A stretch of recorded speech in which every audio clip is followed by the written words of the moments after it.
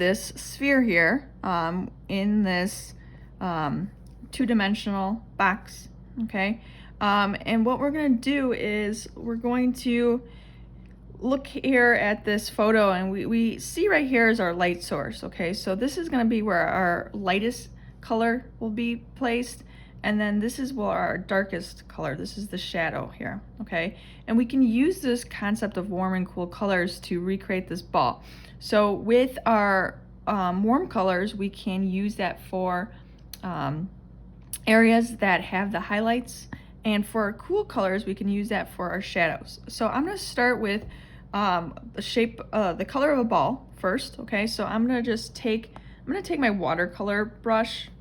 So that second brush, my live brush, using my watercolor, and I'm just going to use watercolor round detail. And then right now I have my opacity kind of down. I'm going to start with 100%, and I'm just going to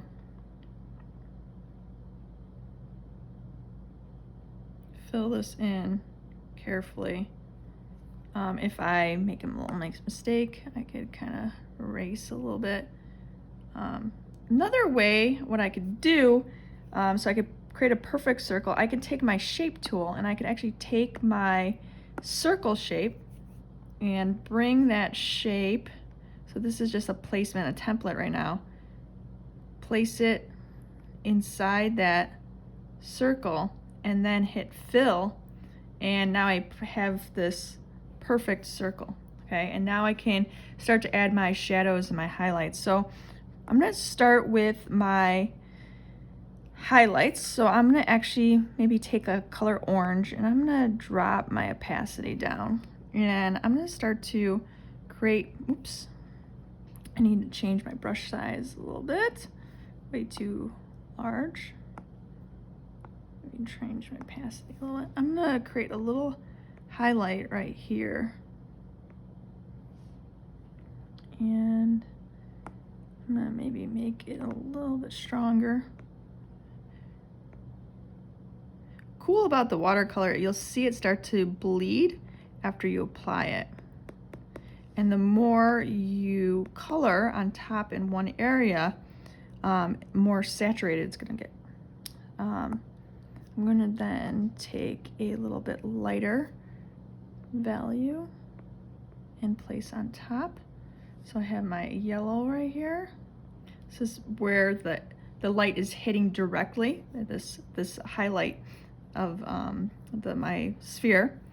And then towards the bottom here, I can use my cooler colors. So if I take maybe a blue, oops, let me drop the opacity, I can paint on top of this bottom of my sphere and kind of work inwards a little bit and really towards the bottom end, make it a lot darker. That's the furthest away from my light source. And I'm gonna go back with my red color, drop the opacity, and just kind of blend this in a little bit. You can see it's kind of spreads out. I don't know if you can see it that well on the screen, but it's kind of create a more gradual change by painting on top. You can really start to see it creates a little bit more depth, right?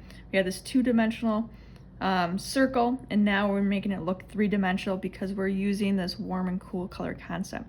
And then you can start to do the shadow in the background.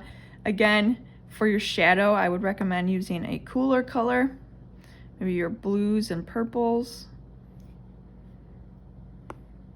So I can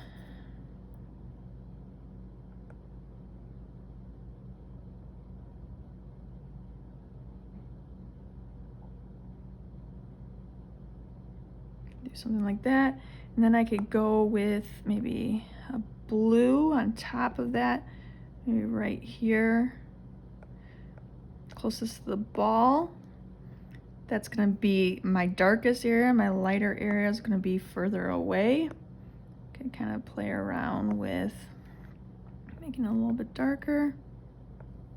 Okay, and then I could go back in and create a background. Now when I'm creating my background, I would maybe create a new layer and have that layer below my ball. That way, what I could do, let me see, I'll use a color for the table, maybe a brown.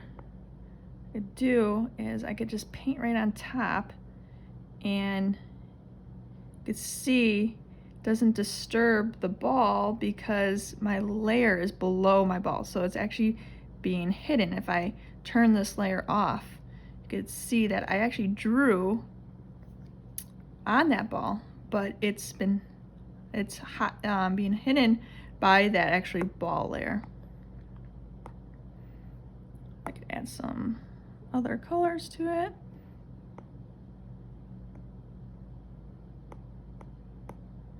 You could see the watercolor working. That's really kind of fun.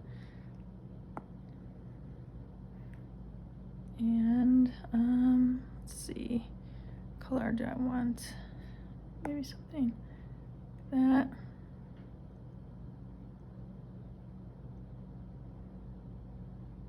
Oops, I did it on the wrong layer. I'm gonna do it on the layer below so it doesn't blend in with the ball. And there we go. There I have.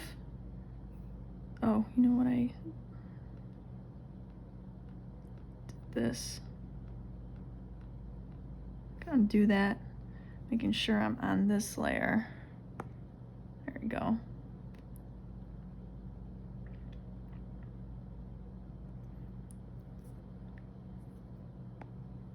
If I didn't want this to blend, right, I can create this blue on a new layer as well, okay? Give that a try, see if you can recreate a sphere using warm and cool colors.